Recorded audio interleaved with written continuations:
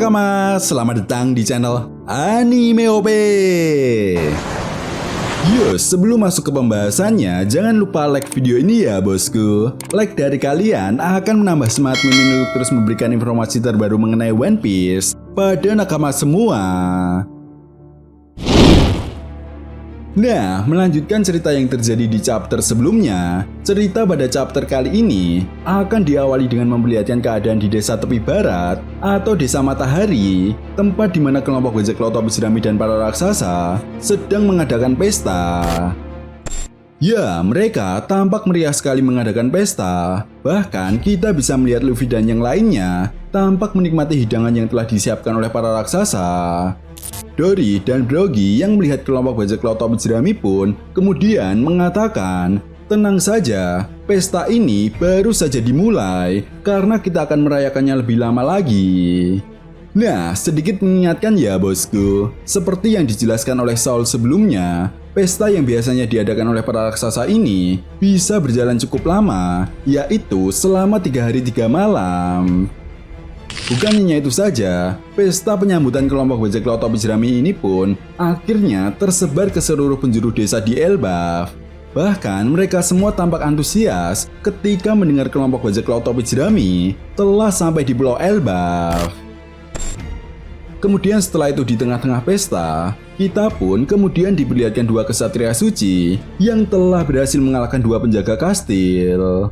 Dan tepat di momen ini juga, kita pun diperlihatkan sebuah flashback singkat saat kembaran Seng ini menerima perintah untuk datang ke Pulau Elbaf dari para Gorosei. Yap, rupanya misi mereka untuk mencari Pangeran Loki adalah perintah langsung dari para Gorosei. Alasan kenapa Gorosei memberikan misi ini kepada kesatria suci adalah untuk mencegah pertemuan antara kelompok bajak laut topi jerami dan Pangeran Loki. Ya, pihak pemerintah dunia sadar betul jika Luffy berhasil membebaskan Pangeran Loki, maka Pangeran Loki akan bekerja sama dengan Luffy. Mengingat Pangeran Loki juga memiliki kekuatan buah iblis legendaris. Itu sebabnya tujuan 2 kesatria suci datang ke Pulau Elbaf untuk menghabisi Pangeran Loki. Namun di sisi lain, menariknya para Gorosei ini justru melarang 2 kesatria suci ini untuk membuat masalah dengan kelompok bajak laut topi jerami. Yap, para Gorosei sadar jika 2 kesatria suci ini bukanlah tandingan dari kelompok bajak laut topi jerami.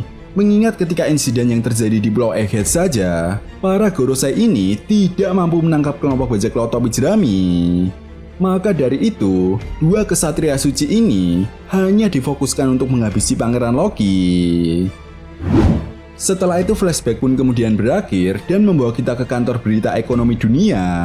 Yap, di sini kita bisa melihat Morgan, Vivi, Wapol, di mana Vivi sendiri diperlihatkan masih kesal atas ulah dari Morgan karena telah membuat berita yang menyudutkan kelompok bajak laut topi jerami. Namun di sisi lain, Morgan menjelaskan jika hal tersebut adalah caranya untuk mendapatkan keuntungan. Bahkan Morgan menegaskan saat ini dirinya telah memutuskan kerjasama dengan pihak pemerintah dunia untuk sementara waktu. Ya, alasannya sendiri agar pihak pemerintah dunia tidak mengintervensinya dalam membuat berita. Yap, Morgan paham betul kapan dia harus membuat berita tentang kebohongan dan kapan dia harus membuat berita tentang kebenaran.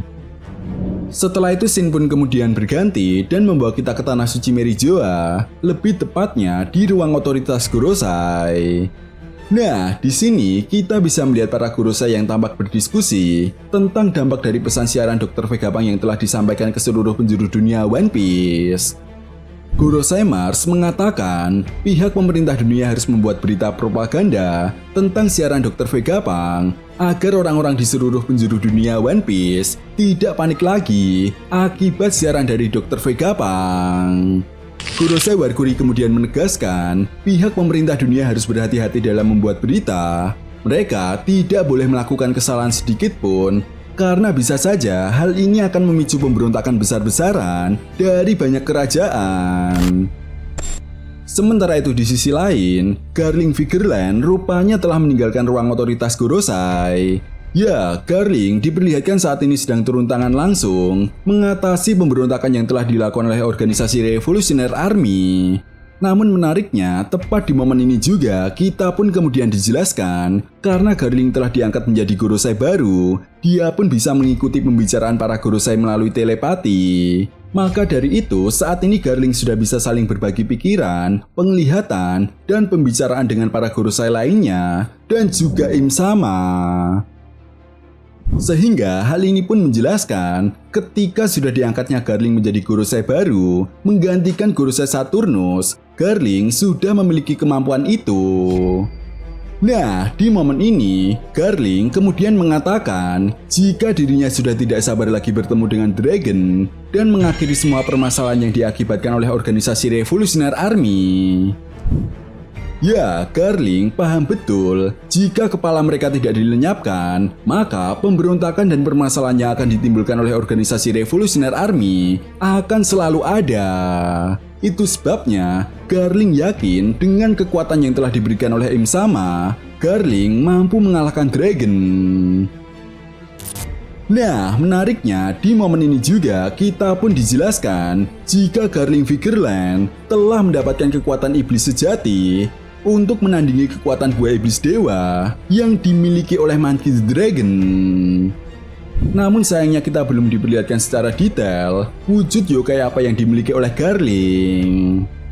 Sementara itu, mendengar penjelasan dari Garling, Gorosei Jupiter kemudian mengingatkan Garling untuk tetap waspada karena Monkey the Dragon bukanlah orang yang asal melakukan pergerakan. Bahkan rumor tentang kekuatan buah iblis dewa yang dimiliki oleh Dragon pun membuat Dragon cukup ditakuti oleh para angkatan laut.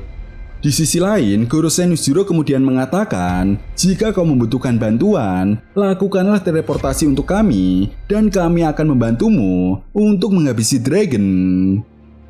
Gorosei Nuzuro juga menegaskan, bukan hal yang mudah untuk melawan Dragon seorang diri, apalagi dia adalah salah satu pemilik kekuatan buah iblis dewa. Setelah itu di akhir chapter, scene pun kemudian berganti dan memperlihatkan keadaan di New Marineford. Nah, menariknya di sini akhirnya kita bisa melihat Admiral Kizaru yang telah kembali ke markas setelah insiden yang terjadi di Pulau Egghead.